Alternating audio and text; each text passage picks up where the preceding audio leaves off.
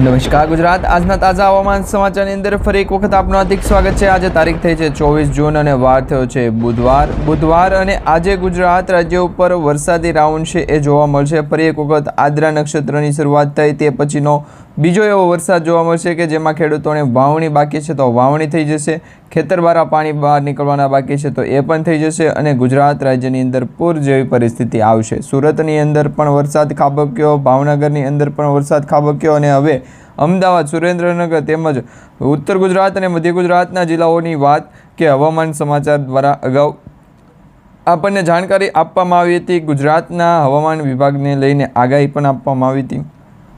દરેક આગાહી અને દરેક માહિતી તમને જણાવું એ પહેલાં તમે જોઈ લેજો તો હાલ સુરત અને ગુજરાતના દક્ષિણ ભાગથી લઈ અને મધ્ય ભાગ સુધીના જેટલા પણ જિલ્લાઓ છે ત્યાં અત્યારે ઓરેન્જ એલર્ટ છે જાહેર કરવામાં આવ્યું છે, એટલે કે સિગ્નલ આપવામાં આવ્યું છે અને સાથે દક્ષિણ ગુજરાતની જેમ જ સૌરાષ્ટ્ર ગુજરાતની અંદર 3 જિલ્લાઓની અંદર મિત્રો અત્યારે રેડ એલર્ટ છે એ આપવામાં આવ્યું છે, એટલે કે ત્યાં અતિ ભારે ધોધમાંથી ધોધ વરસાદ છે એ પડવાનો છે। તો દરેક આગાહી, દરેક હવામાન સમાચાર તમને જણાવવાના છે। ખાસ તમે આજનો વિડીયો છેલ્લે સુધી જોતા રહેજો અને જો તમે અમારી આ ટોટલ માહિતી યુટ્યુબ ચેનલ પર નવા છો તો ચેનલને અત્યારે સબસ્ક્રાઈબ કરી લેજો અને તમારા દરેક વોટ્સઅપ ગ્રુપ, ફેસબુક ગ્રુપમાં દરેક મિત્રો સુધી આજનો વિડીયો શેર કરી દેજો। હાલ મિત્રો જો તમારે ચોમાસાના વરસાદની સિઝન શરૂ થઈ એ ત્યાંથી લઈ અત્યાર સુધીમાં વરસાદની મોજ માણવી છે તો આજથી 5 દિવસનો સમયગાળો તમને આપવામાં આવી રહ્યો છે। 27 થી 28 તારીખ સુધી તમે છે એ ચોમાસાના વરસાદી રાઉન્ડની જે છે મજા માણી શકશો, કારણ કે તે પછી ગુજરાત રાજ્યની અંદર પણ ચોમાસું છે એ બ્રેક મારશે અને પછી જુલાઈ મહિનાના બીજા અઠવાડિયા સુધી જે છે એ ચોમાસું દેખાશે નહીં, એટલે કે ચોમાસાના વરસાદ છે પડશે નહીં। હાલ મિત્રો પ્રી મોન્સૂનની એક્ટિવિટી ચાલી રહી છે, એમાં પણ આદ્રા નક્ષત્રની શરૂઆત થઈ ત્યારથી ગુજરાતના અન્ય જે રાજ્યો છે, જે વિસ્તારો છે, અન્ય સિવાય ગુજરાત સિવાય બીજા અન્ય જે રાજ્યો કે મુંબઈ, મહારાષ્ટ્ર, મધ્યપ્રદેશ, ઉત્તર પ્રદેશ, ઉત્તરાખંડ, આ સાથે દિલ્હી, NCR, તમામ ભાગની અંદર રાજસ્થાન છે, પંજાબ છે, આ તમામ જે રાજ્યો છે એની અંદર ચોમાસાના વરસાદની શરૂઆત થઈ, પરંતુ હવામાન વિભાગ દ્વારા અગાઉ પણ આપણને માહિતી આપવામાં આવી હતી અને ગુજરાત રાજ્ય સરકાર દ્વારા કહેવામાં આવી રહ્યું હતું કે આ વર્ષનું ચોમાસું શરૂ થાય તે પહેલાં આ જે કાર્યક્રમ છે હવામાન વિભાગ દ્વારા જે પણ આગાહીઓ વ્યક્ત થતી હોય છે તેના વિશેની અપડેટ મેળવતી રહેવી, કારણ કે અત્યારે દક્ષિણ ગુજરાતથી સૌરાષ્ટ્ર અને મધ્ય ગુજરાતથી પૂર્વ ગુજરાતના જેટલા જિલ્લાઓ છે તે તમામ જિલ્લાઓની અંદર વાવણી લાયક વરસાદ પડી ગયો છે। તેમ છતાં ઘણા બધા જિલ્લાઓની અંદર હજી પણ વરસાદ પડવાની આગાહી છે એ પણ બાકી છે, માહિતી પણ બાકી છે, વરસાદ પણ છે એ હજી પડવાનો બાકી છે।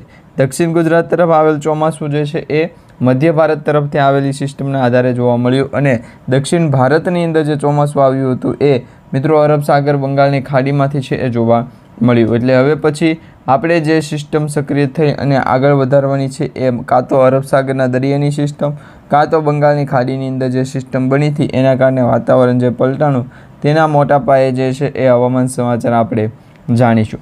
અત્યારે તમે દક્ષિણ ભારતથી મધ્ય ભારતના જેટલા પણ રાજ્યો છે તેના વિશેનો જે ટ્રફ લાઇન નક્કી થયેલો છે, ટ્રફ નક્કી થયેલો છે એ પણ જોઈ શકો છો।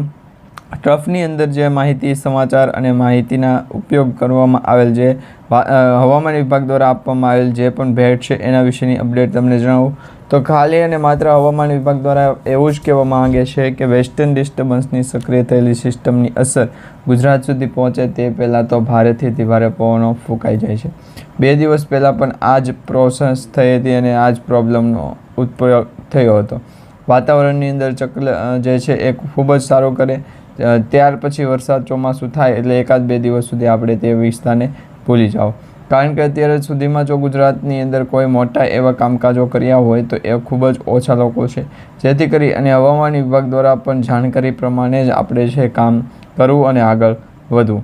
સાથે ગુજરાતની અંદર પણ મોસ્ટ ઓફલી દરેક જિલ્લાઓમાં જે છે એ વરસાદી સિસ્ટમ હોય કે ના હોય, વાતાવરણની અંદર ક્લાઇમેટ ચેન્જ અસર કરે તેની હવામાન સમાચાર દ્વારા જે છે એ જોટાનો પવન કહેવાય છે અથવા તો વાવાઝોડા સ્વરૂપે ભારે પવન ફૂંકાનો હોય તેવી માહિતી આપવામાં આવતી હોય છે।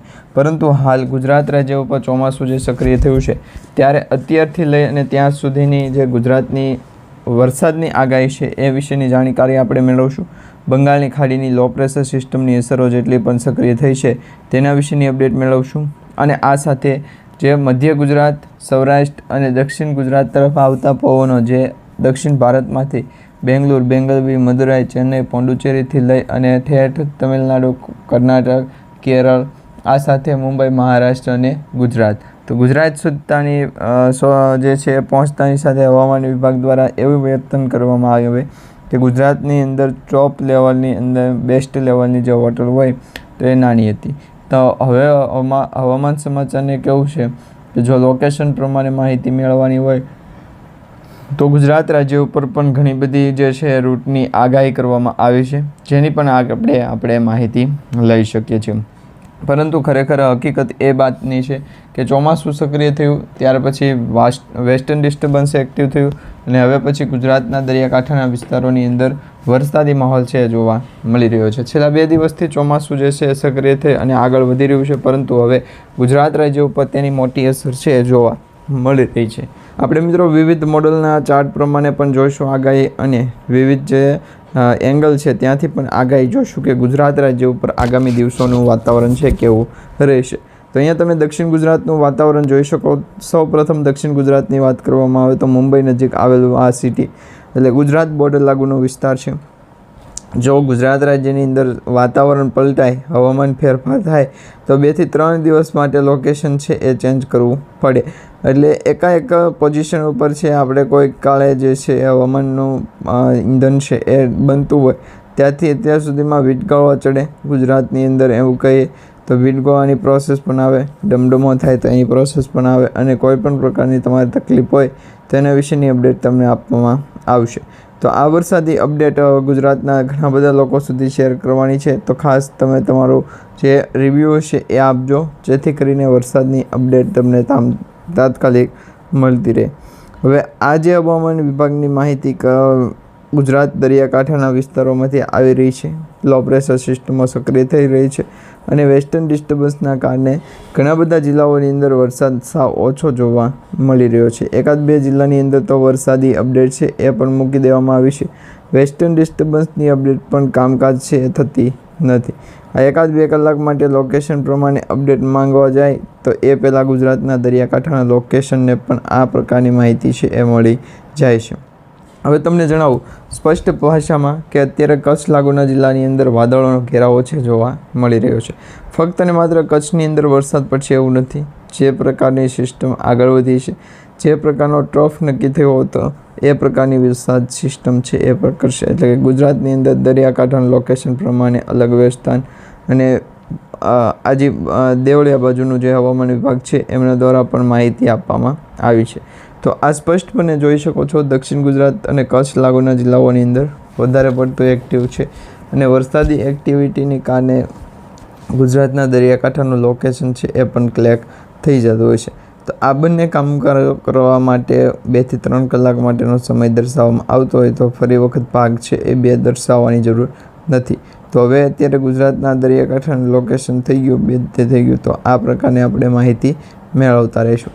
તો હવે પછી ગુજરાતની અંદર જ્યારે પણ મળવાનું થાય ત્યારે હવામાન વિભાગ દ્વારા ફેરફાર થાય એના વિશેની અપડેટ છે જાણી લઈશું, પછી ગુજરાત તરફ આગળ વધશું. જો મિત્રો અત્યારે હવામાન સમાચારે એવું પણ કહ્યું છે કે આ જે વાતાવરણની બોર્ડર છે એ બોર્ડરની અંદર જે પણ લોકો જાય એ દરેક લોકોને POS છે કોન્ટેક્ટ કરી શકો અથવા ત્યાંનો એક પોતે જ હવામાન વિભાગ દ્વારા જે ફેરફાર કરવામાં આવે તેના વિશેની માહિતી છે મેળવવા માટેની ઓક્સિજન કિટ છે આપવામાં આવે. તો એ મિત્રો તમે જોઈ શકો છો દક્ષિણ ભારત તરફથી આવેલા વાદળોનો ઘેરાવો હજી પણ ગુજરાત રાજ્ય ઉપર છે અને ગુજરાતના 2 થી 3 જિલ્લાઓની અંદર પ્રભાવિત થયા છે. બીજા અન્ય જિલ્લાઓની અંદર જો વરસાદ ચોમાસું પ્રભાવિત થશે તો 1-2 દિવસની અંદર વરસાદી સિસ્ટમ શરૂ થાય એ પહેલાં જ પ્રોબ્લેમનું સોલ્યુશન મળી જશે. અને વાતાવરણની અંદર ક્લાઇમેટ ચેન્જની અસર અહીંયા છે, ગુજરાતની અંદર પણ અહીંયા છે અને 2 થી 3 કલાક લોકો કામકાજ કરે એટલે સવારે વહેલું કામકાજ છે કરવું પડે નહીં. પરંતુ જો ગુજરાતના દરિયાકાંઠાના લોકેશનને ગુજરાતના દરિયાકાંઠાનું લોકેશન જણાવું, વેસ્ટર્ન ડિસ્ટર્બન્સની આગાહી ગુજરાતનું રામબાણ ઇલાજ હોઈ શકે, પરંતુ પરમેનન્ટ સોલ્યુશન છે એ ડૉક્ટર સિવાય કરવું નહીં, MD સિવાય છે કરવું પડે નહીં. પરંતુ MD જે છે એ ફૂલ પૈસા છે અને પચાસી છે. હવે અહીંયા તમે દક્ષિણ ગુજરાતનો મેપ જોયો છે. દક્ષિણ ગુજરાત અને સૌરાષ્ટ્ર પૂર્વ ગુજરાતના મેપની અંદર મોટા પાયે જે વ્યુઅર્સ કમ છે એની પાછળનું કારણ બિઝનેસ ઇન્ક્વાયરી. તો આપણે જે વધારે બિઝનેસ ઇન્ક્વાયરી કરી હોય છે તો એમના માટે આવે. બીજું એક ગેસ્ટ છે એમાં કોઈ પણ પ્રકારની કેટેગરી જે છે તમે એમાં કોઈ પણ પ્રકારની સિગ્નેચર કરી શકો. વરસાદી સિસ્ટમને એવું કીધું કે 2 થી 3 કલાક માટે હવામાન વિભાગ દ્વારા ફેરફાર 3 કલાક માટે કરાવ. ગુજરાતના દરિયાકાંઠાનું લોકેશન જણાવો. હવામાન વિભાગ દ્વારા ફેરફાર કરશે. આ સાથે 2 થી 3 કલાક માટે લોકેશનને આપણે જે છે ગોળી પાઈ શકીએ. પછી બિલડીનું કામકાજ છે ઉપાડી લેવાય. અને વરસાદી અપડેટ છે એક પણ ભૂલ કર્યા વગર આ પ્રકારનું કામકાજ શરૂ થયું. ત્યાર પછી લોકેશન પ્રમાણે અપડેટ પણ જણાવતા રહે.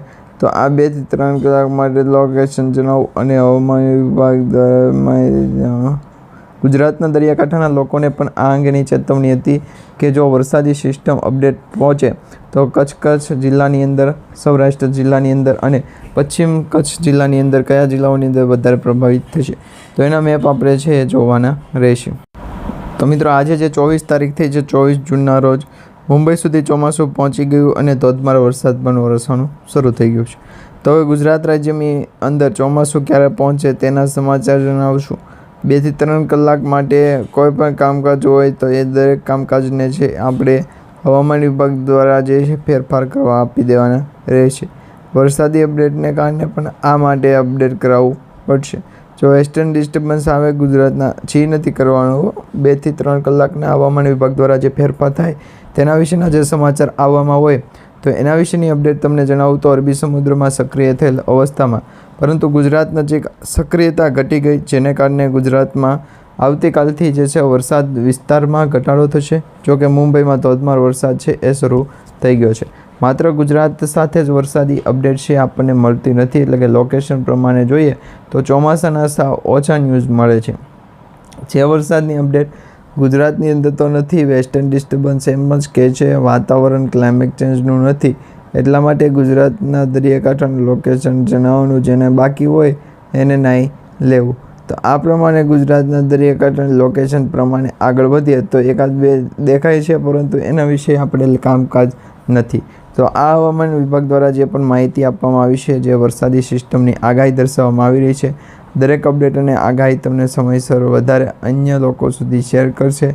અને જે હવામાન વિભાગ દ્વારા ફેરફાર લાગતો હોય એમને મારી પાસે કોન્ટેક્ટ કરાવજો. તો આ પ્રોબ્લેમનું સોલ્યુશન છે એ તમે મેળવી શકો.